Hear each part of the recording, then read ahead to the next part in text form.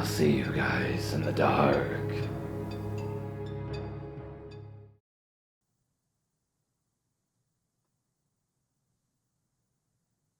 So I had just gotten out of a pretty significant relationship with someone of 4 years, nearly engaged and moving in together. When things fell apart, I took a good amount of time to be on my own and get my stuff together again. When my friends began encouraging me to get back out there. Needless to say, I really wasn't wanting anything at that point, nor looking for anything. But they insisted that I at least go out on a few casual dates, for practice at least. Just to kind of get my skills back up for when I was ready. I think they were honestly just worried because I had become quite hermetic. So I matched with this girl, who's home from college for the summer. She's a little out of the way from me, but was eager to meet. Seemed really interested, was even willing to come to my area, etc. I really wasn't all that interested, to be truthful, but my friends again encouraged this. You know, practice. A date doesn't mean commitment, whatever. I want to be very clear, though, that I was extremely honest and explicit with her that I was not looking for anything serious, or anything really at all. I was very forthcoming that I had gotten out of something serious, and I was just kind of encouraged to explore. She persisted and still wanted to meet, so we agreed to a casual lunch in a sports bar that week. I get there, and she was already waiting for me. I was a bit put off by how much different she looked from her pictures. Not trying to sound shallow or anything, but her pics from her Tinder easily had to be at least 5 years old. When I verified based on tattoo she had in person, versus the one she didn't in the pics. So I was a bit thrown off by that. I wasn't the least bit attracted to her, but I was there just to have a new experience anyways. No big deal at all. I felt so bad because the entire time she seemed so incredibly shy and awkward. I even noticed her hand shaking when she reached for her glass, which I found endearing, honestly. So I did my best to get her talking and try to help her feel more relaxed. I asked her questions and chatted about things I figured you chat about on dates. Where she grew up, music she's into, school she goes to, major, etc. All to which I literally received one-word answers. It went on like this for about an hour, and she was just not working with me at all. But I tried to keep room in my heart, because it was clear she was feeling anxious, and I understand that on a personal level. Then she pulls out this book and says, "I got this for you," and I responded very grateful, thanking her, and inquiring what it was about. Because hey, if someone wants to share a good read with me, I'm all about that. She looks at me funny, and says in a very sudden but odd tone, "You're kidding, right?" I'm very confused, and just kind of look at her like, "What?" And she says, "This is your favorite book. You told me this was your favorite book." To which I said, "No, I have never even heard of this before." So we concluded that she ultimately got me confused with someone else she must have been chatting with, which I honestly found hilarious. She was embarrassed, but I made light of it and said I found it funny, because I get it. That's Tinder culture, I guess. So as we finished lunch, and I'm still receiving one-word answers despite our funny moment, I kind of become a bit suggestive that we should conclude our date by saying I had to get back to feed my animals and do some laundry. But she became very adamant on spending more time, and asked if we could do something else. I was genuinely trying to be decent, so I agreed, and we found a nearby park to walk in. That's where shit gets weird. We sat on a park bench. Mind you, it's broad daylight. There's kids playing basketball nearby. Folks jogging passed by. I started trying making conversation yet again, but still get the one-word answers. Then out of seemingly nowhere, without any warning whatsoever, she proceeds to kiss me really aggressively, tongue and everything. I was honestly just so shocked I stood there frozen, not knowing what to do. I had this timid, shy woman who's really not made much conversation with me at all, who was all of a sudden so nervous that she was visibly shaking, just turning into a freaking bear mauling my face in like 0.6 seconds. My head was spinning with confusion and anxiety, and I swear it felt like it lasted forever, and I just prayed for it to stop. I was too put off and honestly a bit afraid to do or say anything. Like, what do you even do in that kind of situation? I was just hoping she'd pick up on my very obvious body language that I wasn't reciprocating anything at all. I was completely unprepared for a situation like this. Then some really nasty guy walks by, gawking and catcalling, and literally begins propositioning us into a three-way. And I'm just like, what the heck is going on? I need to get out of here. I was 1,000 different types of uncomfortable. I end up managing to ward him off after telling him very politely no more than several times. All the while, she's just laughing. And I'm thinking, who even are you? Dr. Jekyll and Mr. Hyde over here? So he leaves, and I'm insisting now that I need to leave and just go home. She seems to ignore what I'm saying and gets very close to my face again and says, "Did you like that? Do you think I'm sexy? Do you want me?" When I tell you I was so freaking nervous, I was like, I really need to get home. And she was like, "Can I come with you?" I told her very firmly no. She literally tried to persuade me to let her come back to my place with me, and I had to say no more than 3 times. So finally, I'm home, and frankly, just kind of shaken up. I hadn't really done the dating thing in quite a long time, but that felt very abnormal.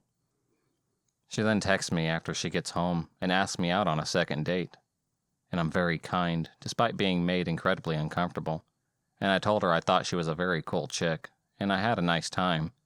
But I did not feel anything there, and reminded her that I wasn't looking for anything. She then text-bombed me a bunch of crazy stuff, saying how she didn't understand and was so confused, that she thought I was so into her and that things went great. I did not respond to any of these, because now she's continuing to cross my boundaries. I said what I needed to say, and I thought I was being decent by at least being honest with her. So the text continued, and I figured they're going to eventually stop, because it was a first date. How can someone be so upset over someone who's not reciprocating on a first date? They did not stop, by the way. By the text, you would have thought that we just ended a 2-year relationship. Then she began calling, at which point I had to block her phone number. So Nightmare Tinder Girl, for the love of everything, let's never, ever meet again, please.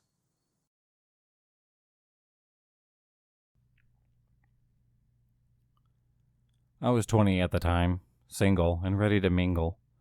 I was studying at school about 28 minutes away from my house. And of course, I was on Tinder. Now I have dated some older men. I'm attracted to them. So my setting on Tinder for males was between the ages of 25 and 40. I swiped right on a guy who had looked decent enough, and he was 36. We matched, and he began to message me. We go through a day or two of messaging. I explained that I'm really just looking for a fuck buddy, and he had his own apartment, about a 2-minute walk from my school, which was perfect.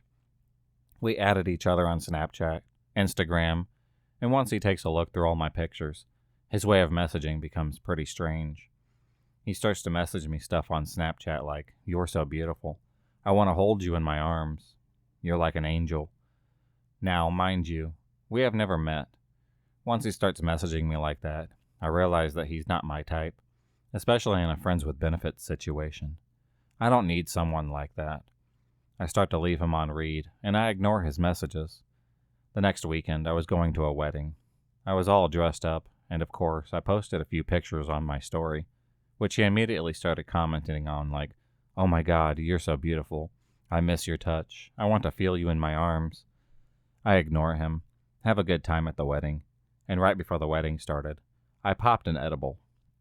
By the time I got home, it was midnight, and I was very, very high and very sleepy. I had worked earlier that day and hadn't napped in between. I got into bed and started to go through my phone. I live with my family and everyone was asleep.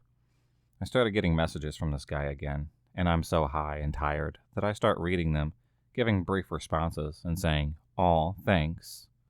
Then he messages me saying, "I think I'm going to come to blank tonight." Blank space is the city where I live, 30 minutes away from his apartment. I respond by saying, "LOL, that's weird. Don't do that." Obviously thinking that he is joking. Then he says, "I want to breathe the same air as you. I want to feel you. I want to breathe with you." I begin to freak out, and then he starts messaging me, "Be there soon, babe." I'm like super scared at this point, because I live with my family, and I don't want anything weird happening. Then all of a sudden, I remember that my Snap Map location is on. I go into my map, and I see my little bit emoji in her cute outfit sitting at my house. I quickly turn myself onto ghost mode. Then I see his little bit emoji, and it's getting closer and closer to my city. I somehow convince myself that he's joking. He's probably on his way to another city near mine, but he's getting closer and closer. It's now 1:30 a.m. in the morning. For the first time in years, I begin to pray. 10 minutes later, I check the Snap Map again. Now, even if you are in ghost mode, you can see if you are sharing locations with someone, although the other person can't. When I looked at my map, I was sharing location with him. He was right outside my house. I looked out my window, and there was a car with his lights on. At this point, I'm so freaked out, my heart is inside my throat. My anxiety is going through the roof, and I'm still high. I end up passing out, falling asleep. I wake up in the morning, scared. I check my phone. He had sent a few messages saying, "You have a beautiful street, a beautiful home. Have a good night, baby." I go into my mom's room to ensure that nothing has happened, and she was fine. I later went to work, and after work I went to the police station, spoke to them. They said they couldn't do anything unless he tried to come over again, and that's when I should call the police. I went home, and for a few days I got no messages. Then at 5 a.m. on the following Tuesday, I got a message. "Even though I drove all the way to your house to breathe the same air as you, you still have not messaged me. I'm not as desperate as I seem. If you ever want this D up into the balls, let me know." Since then, I've heard from him once or twice, but I eventually blocked him. I didn't block him from the start because he knew where my house was. I was scared that if he wouldn't get a hold of me, he would just show up. So, creepy asshole who showed up at my house in the middle of the night, you need to just leave me alone. I'm not interested in you anymore.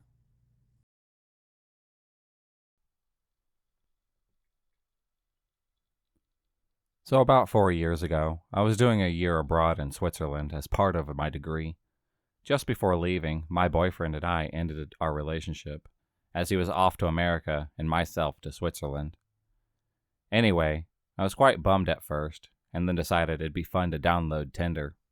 Just piss about and date meaninglessly, as I wasn't going to be there for longer than a year. So I went on quite a few dates. Some were god-awful, some were pretty decent people. I was in Geneva, so there were people from everywhere, basically. A few months in, I matched with a French guy, and we were chatting for a while. My French and his English were more or less the same level, so there were a few mild miscommunications, but nothing big. I was 20 at the time, and had my age preference set to something like 20 to 27. So I've been chatting with this French guy. I'll call him Pierre, for a couple of weeks, and he seems quite cool. He's 27, so a fair bit older, and he's a science secondary school teacher at an all-girls school. Remember this as I make it even weirder. So we went for a drink, and he buys us quite a few rounds, which is great, because it's Switzerland, and I'm a poor student. By the end of the night, I'm pretty drunk, and I remember making out with him, then getting dropped back to my student accommodation by Pierre. He had been drinking soft drinks after the first. Anyway, I see him a couple other times after this, and he's always pushing the alcohol when we're together. One evening, I slept over as it was late for me to get back, and I wake up in the morning, and he's taken off my bra while I was asleep. He was wide awake, rubbing my back, and staring at me. I hadn't slept with him either. It's just been making out so far. Then he told me his mom was coming to visit, and did I want to meet her. I probably only met this guy 3 times. I decided that I was done with this weirdo, so when I left, I was planning on what to say to get rid of him. Anyway, back home later, I got a text that said something in broken English like, "We slept beautifully," and I just left it on read. Later that evening, I got a call from him, but I just let it go to voicemail. When I listened to it, he sounded really upset, and said that he had to confess something to me because he was falling in love with me, and needed to be honest. He revealed that he'd lied about his age. This reminded me of that episode in Friends where Monica accidentally slept with a high school student, thinking he was in his 20s. This guy looked quite young, so I thought he'd lied and was younger than 27. He's actually 35. I know that's not particularly old, but to date a 20-year-old knowing she thinks you're young, I find that kind of weird. I blocked him on Facebook and on my phone. Just sort of got on with the last week of term. He turned up at the reception desk one day, having known where I lived because he dropped me home that one time. The receptionist asked him to leave and informed me as he got quite insistent, so they just warned me. I didn't hear from him again after this, which was good, and I was flying back to the UK in a week for the Christmas holidays. During the holidays, I got a random Facebook friend request from a pretty legitimate-looking profile, so I accepted it just in case I knew them. It was a bad idea. I got a huge essay from Pierre saying I tracked your flight all the way back home to check that you made sure you got home. Okay, pretty creepy. I blocked this other profile and got a message request from another profile about a week later, saying that he had checked flights from Bristol to Geneva online and decided that I would have chosen the cheaper one closer to term, so he will meet me and we can chat. Now, I don't know if he just turned up at the airport every time a flight from Bristol came in. There are about 2 or 3 a day. But yeah, when I land, I didn't think that he would be there, because who would be able to guess the exact flight that I was on? The minute I come through the gates, I can see him holding a sign with my name on and some flowers.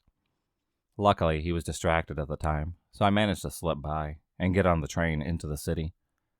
My friend was already back, so I told her to meet me, and then went to the police station because this guy was pretty weird. Didn't have any trouble with him after this, as he probably found someone else to obsess over. But again, he's a teacher. To girls from the ages of 11 to 18, so gross. Anyway, Pierre, I hope you're not hanging around the airport anymore.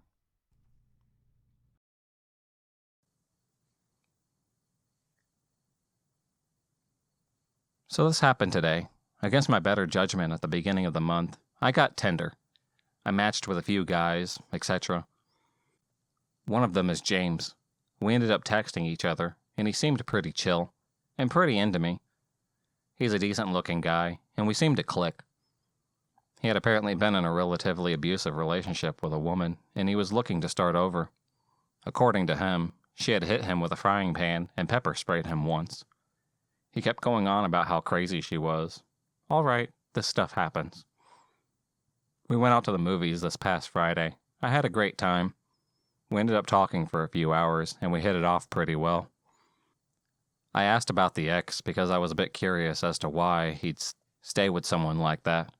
He didn't say anything positive about her, just that she was crazy, had mental illness, and didn't take her meds. That kind of stuff. She had tried to baby trap him just to have a miscarriage. He expressed relief that he didn't end up with a kid. He said he had felt obligated to her. Again, I get that. All in all, I had a good time though.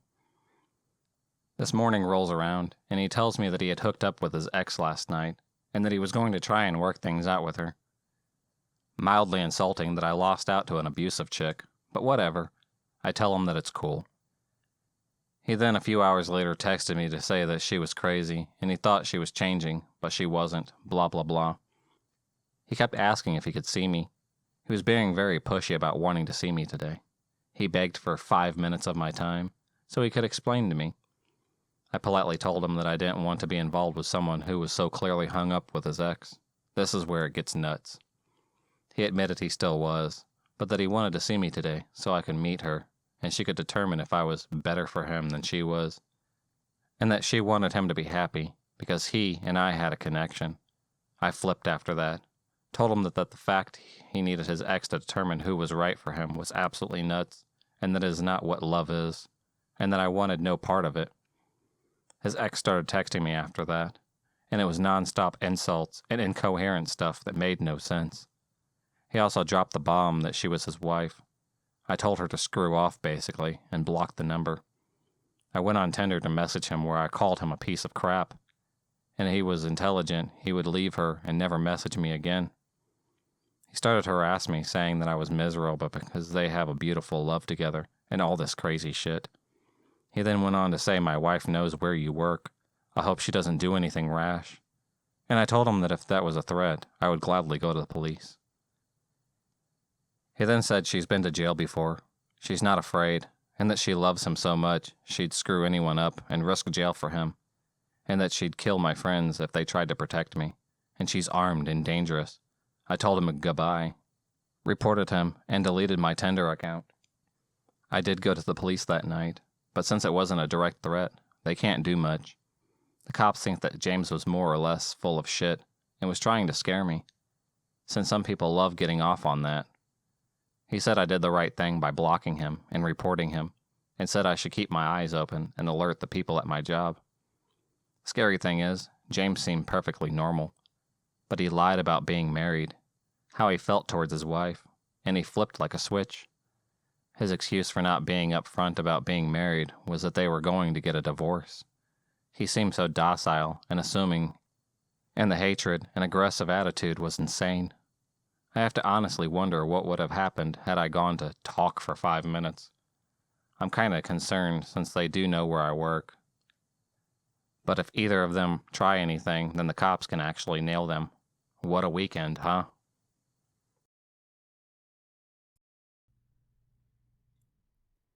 Three or 4 years ago, I decided to check out Tinder and see what it was all about, thinking, what the hell, and that I had nothing else to lose. I quickly made a profile, and after an hour or so of checking out the app and how to use it, I matched with a guy in my area, and we just started talking. We spent most of that afternoon exchanging messages and chatting, asking questions, getting to know one another. By late afternoon, he had given me his cell phone number, and we took the messages away from Tinder and started texting. After a few days, everything was normal, and we were having nice chats daily. Naively, I thought this was pretty cool, to match with someone so nice, and that had similar interests on my first go using Tinder. Boy, was I wrong. On the fourth day of us texting back and forth, his tone shifts, and he starts asking really odd questions, some of them pretty sexual, some of them not. There had been flirting between us, and a few double entendres, something like what he started asking. A lot of his questions were really sexually specific. I quickly nipped this in the bud, and told him that I was uncomfortable.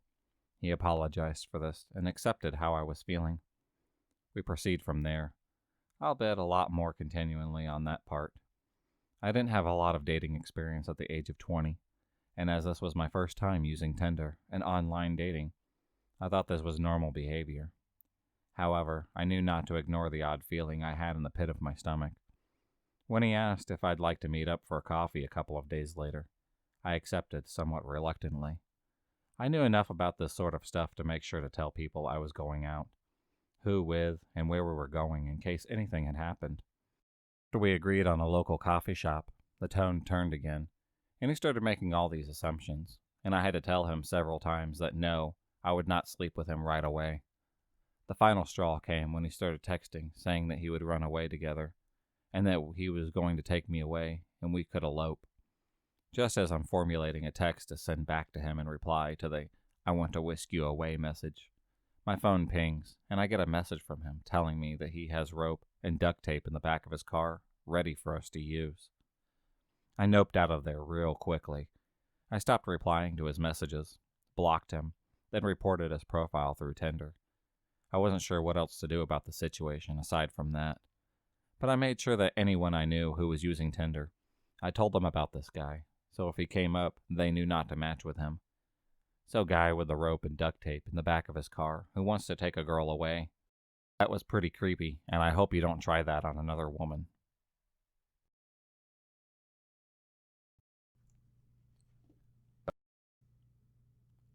So, some context. I have never really been in a long-term relationship. I've dated a girl for a little bit, but I haven't dated a guy. I'm bi. And I've never slept with either a girl or a guy. Like anyone else my age, 21 and female, might do, I start sweeping on Tinder to try and put myself out there. I like to think that I'm not naive and pretty intuitive. I wasn't perceptive about this guy at all. Jake and I swiped and matched each other 2 days ago. Jake's first message telling me he wanted to meet me and my dog. He thought that we were both cute. Liking his directness, I said that we should meet up. The night, the first red flag waved. When I didn't answer him back immediately, he messaged me, asking if he was detecting negativity, chalking up to nervousness. I apologized, explained why I didn't answer, and all was good. We then planned to meet up last night at a bar. Flag number 2 was waved when I arrived at the bar. It's important to note, in the state that I live in, any place selling liquor can't let in someone under 21. I didn't know this, and had been reassured by Jake that I would get in no problem. Of course, this wasn't true. Luckily, in retrospect, unfortunately, seeing my birthday was in just a week, the bouncer let me in anyways. Within minutes, Jake was at the bar too. Meeting this guy, he seemed pretty normal. Red leather jacket, Chucks, typical normal dude. He ordered me a gin and tonic, and one for himself. We settled in to talk. He tells me about his life. He's rich, and his family, and I do the same. We play pool at one point, so I put my drink down. This is when things get a little blurry. I can't remember most of our conversation up until we happened to get back to my place. I remember us leaving, us getting in his car, and us getting back to near my place. You have to understand, I don't drink very much, but one drink does not get me drunk. I don't get hangovers. I barely ever brown out, and I never black out. This is important to notice. Once in my town, we decided to go to a nearby market to pick up food. As we are there, red flag 3 occurs. Seeing someone I thought that I knew, I told Jake that I was going to go say hi. He awkwardly backed away and stood outside at his point, refusing to go meet her. I was wrong, though. I didn't know the girl, and soon rejoined him to walk to my place. As we open the door to my place, my roommate, Maddie, opens the door. We say hi, talk a little bit, and she mentions that she's about to take a shower. Jake at this point creepily makes a "oh" sound. Maddie, who is also tipsy at this point, mentions some guy she wants to have sex with. No biggie, it's the way that she rolls. But after his expression and the realization of how tired I was and how drunk, I say that he should go.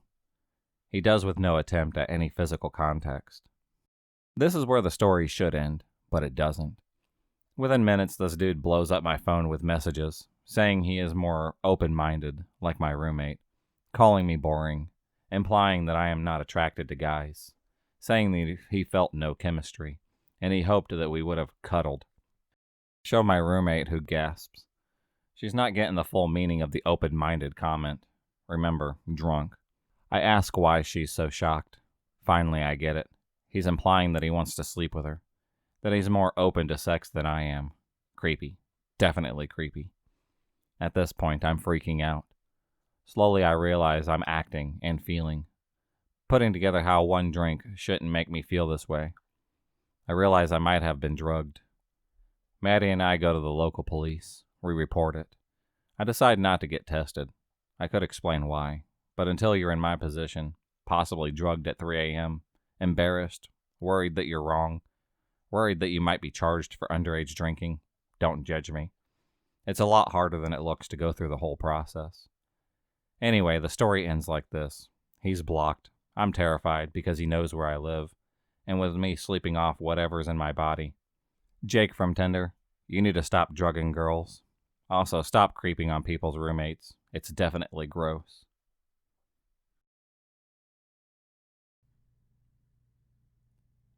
This all happened when I was 19. I'm not the best looking dude, so I've never had much luck with women, and I ended up on Tinder.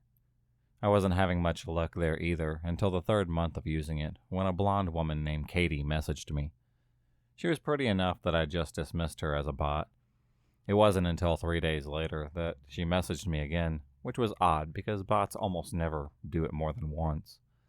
I clicked on her chat and replied, then looked at her profile. What I saw was pretty generic, but definitely wasn't a bot's profile. We had been talking for like a month when she proposed the idea that I come see her. I was pretty reluctant as she lived nearly 8 hours from me by car. I had to admit, I really did like her quite a bit, and I had been thinking about asking her if I could come see her for a while. After a bit more badgering from her, I finally said I would take the drive to go see her. At this point, I had no reason to doubt she was who she said she was. She had video chatted every other week and called most days. I just assumed I got really lucky. Things did get a little weird on the way there, though. She kept messaging me, asking me where I was, and making sure I was still coming. At some points, when I took more than 30 minutes to respond, she sends me a slew of annoyed texts. Admittedly, I had chalked this all up to her being nervous about me coming to see her. I was pretty nervous too, so I couldn't blame her. I had a hard time finding the house at first. The directions she gave me were pretty confusing, and it was back through a series of gravel and dirt roads, and a large thicket of trees. It was still about midday when I came onto the old-looking house. A window on the second floor was boarded up, but it didn't look abandoned, just worse for wear. Katie's red buggy that she liked to talk about was parked in front of the garage. My phone and texted her that I was here. She only sent a smiley face in return. When I got out of the car to go knock on the door, I noticed someone was looking at me from one of the second floor windows. I found it a little creepy, but figured it was just her father or something. She had told me that she comes to stay with every now and again, so I just ignored it. Knocked on her door. She answered with a smile and even gave me a kiss, which surprised me, and I followed her inside. We sat down on her couch and started talking about our plans when I asked her about her dad. "Tell me that your dad was here," I said. Was that I was going to be surprised or not? Katie looked confused and told me that her dad wasn't here. I still thought she was keeping up the act, and I told her that she didn't have to keep pretending, and that I had seen him looking at me through the upstairs window.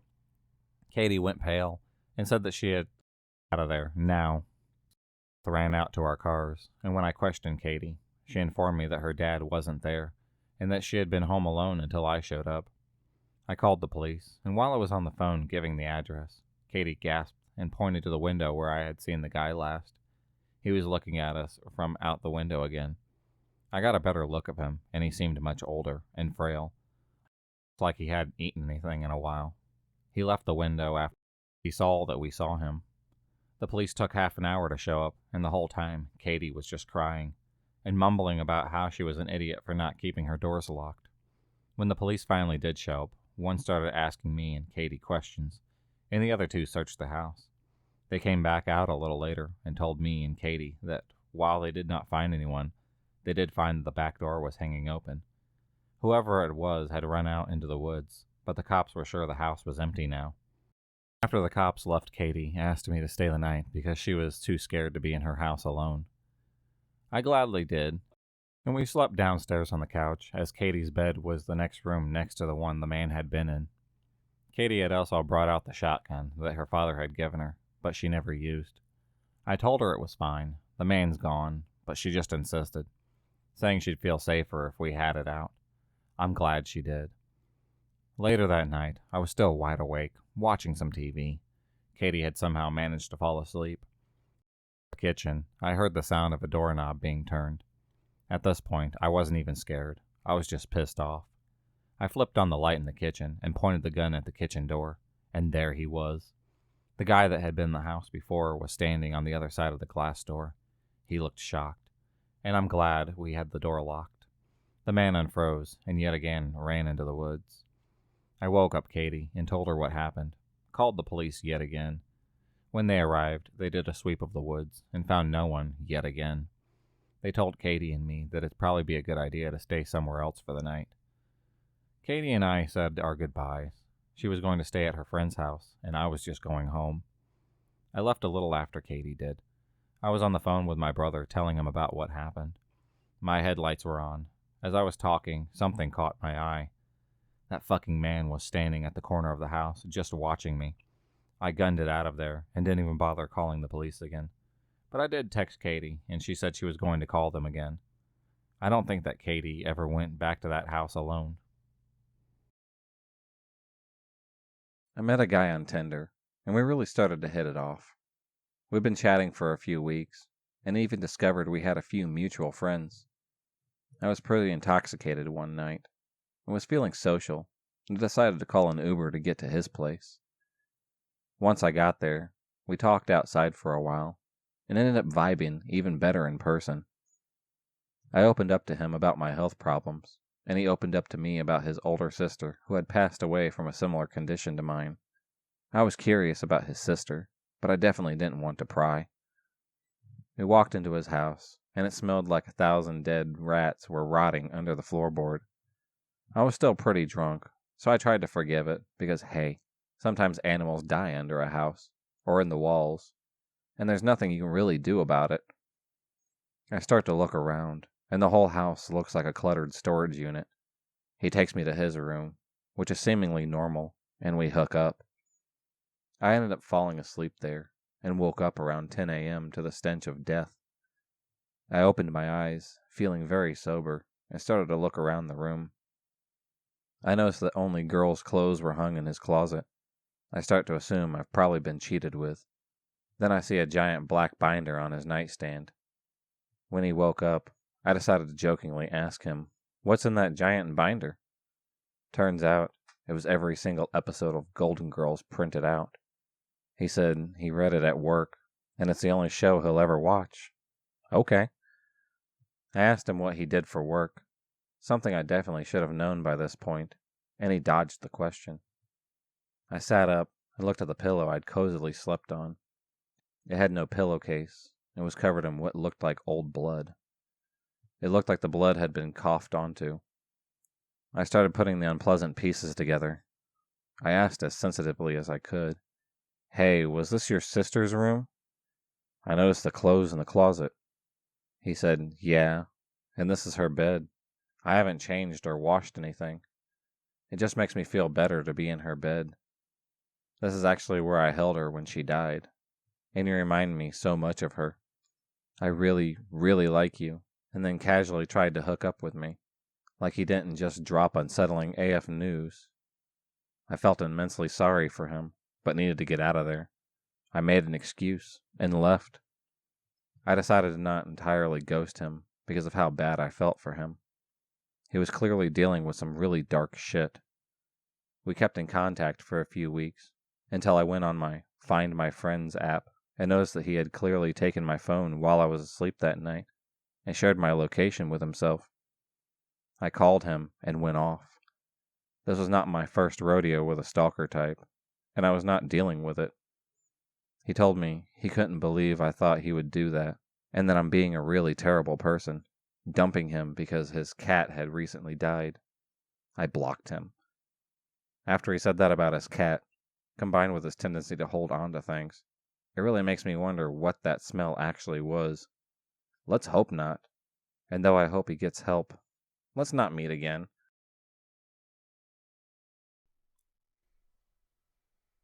So I downloaded Tinder when I was 18, and being single in a big city, I ended up going on a lot of fun dates. One guy really caught my attention, because, well, he was really attractive. We chatted a bit, and I felt pretty into him, so I decided that I would go meet for coffee. He was sweet and charming, and we had a great conversation about school, art, and music. We found out that we were both musicians, and the date was going so well that I agreed to walk the few blocks back to his house so that we could play some music for me. I was new to online dating and was still fairly naive, so I followed him into his weird converted garage bedroom and sat down on the couch while he pulled out his keyboard. He played for a little while, and I started getting a little antsy. He was super into the music and kind of getting aggressive with the keyboard. He was slamming keys down, making these weird noises, so I shot up out of my seat and told him that I should get going soon. He totally went back to normal. His tone changed, and his posture became less hunchbacked. So when he apologized for getting carried away, I agreed to sit back down on the couch so that we could talk some more. He came and sat down next to me. We went back to our earlier conversation. He seemed back to normal and nice. So when he asked if he could kiss me, I agreed. He leaned in towards me, and I closed my eyes waiting.